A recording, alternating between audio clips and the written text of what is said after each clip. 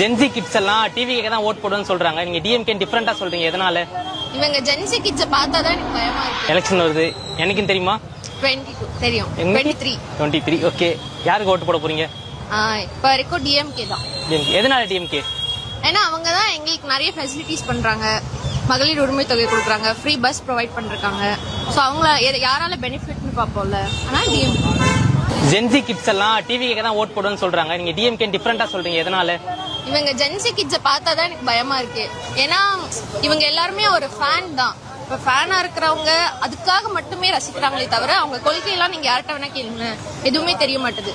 அவங்க தலைவர் இதுக்கு முன்னாடி என்ன பண்ணாரு, என்னெல்லாம் பண்ணிருக்காங்கன்ற டீட்டெயில்ஸே அவங்களுக்கு தெரிய மாட்டுது. ஆனா இப்போ அவங்க தலைவர் எடுத்தாலுமே நீங்க வேற யாரோட இதுல பார்த்தாலுமே இன்னொரு தலைவர் இது பண்ணி பேச மாட்டாங்க. பட் இவர் பேசும்போதே திமுகவை டவுன் பண்ணியே பேசுறாரு. அப்படி நீ அடுத்தவங்களை டவுன் பண்ணி நீ அப்புன்னு காட்டக்கூடாது. நீ அப்புன்றது நீ என்ன பண்றன்றது தான் காட்டணும். அவரே சரியில்லை, அப்புறம் அவரோட ஃபேன்ஸ் எப்படி இருப்பாங்க?